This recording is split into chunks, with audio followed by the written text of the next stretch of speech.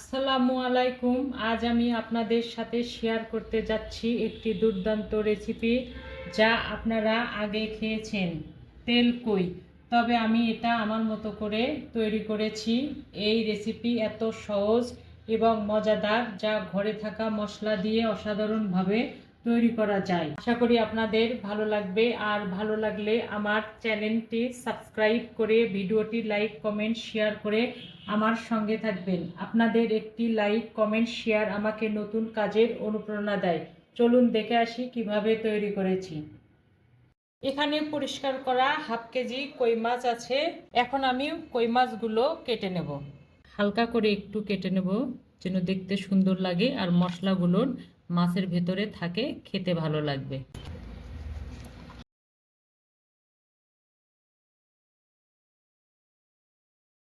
একই রকম করে আমি অপর পিঠও কেটে নেব।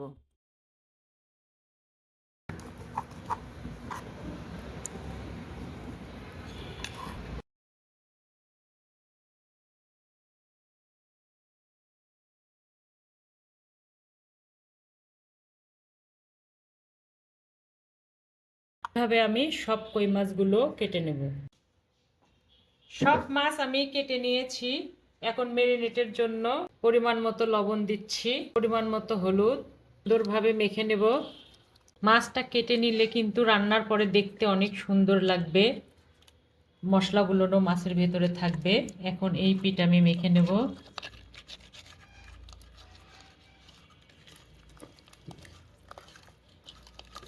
মাছ ম্যারিনেট হতে থাক, এখন আমি একটা মশলা তৈরি করব। মিডিয়াম সাইজের 5টা পেঁয়াজ, মৌরি 1 চামচ, জিরা 1 চামচ, আদা 2 টুকরা। এই মশলাগুলো পাটায় বেটে নেব। মশলা রেডি হয়ে গেছে, এখন আমি মাছগুলো ভেজে নেব। যে প্যানে মাছ ভেজে নেব সেই প্যান দিয়ে দিয়েছি, মিডিয়াম জাল দিয়েছি। সরষের তেল দিচ্ছি একটু বেশি করে, কারণ তেল কয়ে তেল একটু বেশি লাগে। হালকা আছে মাছগুলো ভেজে নেব।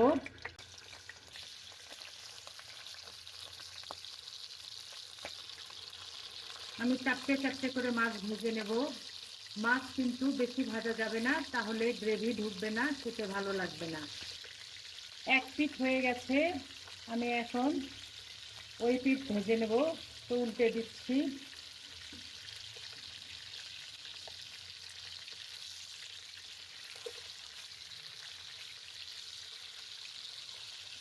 মাছ ভাজা হয়ে গেছে, আমি 1 মিনিট করে ভেজে নিয়েছি।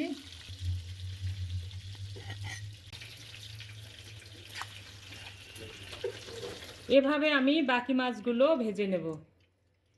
মাছ ভাজা তেলে আমি কালো জিরা দিচ্ছি, কয়েকটি কাঁচামরিচ দিচ্ছি।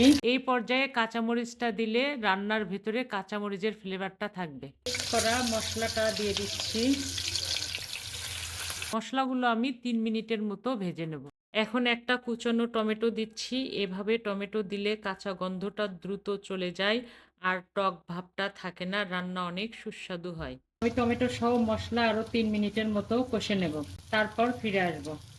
টমেটো মেল্ট হয়ে গেছে, এখন আমি বাকি মশলা দেওয়ার জন্য পানি দেব। পরিমাণ মতো দিচ্ছি পানি, কারণ এই রান্নায় কিন্তু পানির পরিমাণ কম দিতে হয়, তেলের পরিমাণ বেশি থাকবে। লবণ দিচ্ছি পরিমাণ মতো, হলুদ 1 চামচ, মরিচের গুঁড়া স্বাদ অনুযায়ী, ধনে গুঁড়া 1 চামচ। এখন আমি কালারের জন্য কাশ্মীরি মরিচের গুঁড়া 1 চামচ দিচ্ছি। মশলাগুলো আমি ভালোভাবে কষিয়ে নেব। কষানোর পরে আমি ফিরে আসব।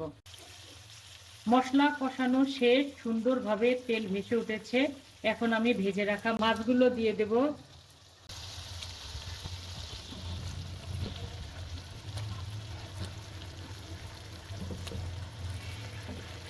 মাছ দেওয়া কমপ্লিট। এখন আমি এর ভেতরে 3 থেকে 4 মিনিট মাছটা কষিয়ে নেব, এতে করে অনেক সুস্বাদু হবে।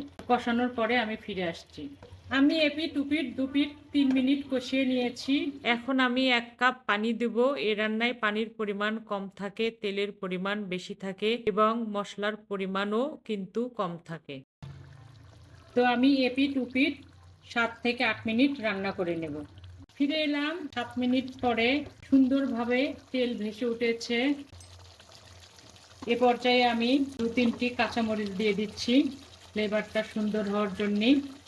চাইলে 1 চামচ চিনি দেওয়া যাবে, সেটা অপশনাল। জালটা বন্ধ করে দিলাম। এটা একটু সেমি গ্রেভি হবে।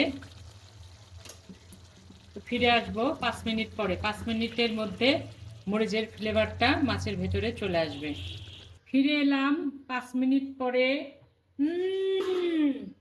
মৌরি দেওয়ার ফলে রান্নার গন্ধ এত সুন্দর এসেছে, রান্নাঘর একদম ভরপুর হয়ে গেছে, তাই অসাধারণ হয়ে গেছে। তো হয়ে গেল স্বাদে ভরা কই তেল। এই সহজ রেসিপি একবার তৈরি করে দেখুন, স্বাদে কিন্তু ভরপুর। আজ এ পর্যন্তই, ইনশাল্লাহ আবার দেখা হবে নতুন কোনো রেসিপি নিয়ে। ভালো খান, সুস্থ থাকুন, আল্লাহ হাফেজ।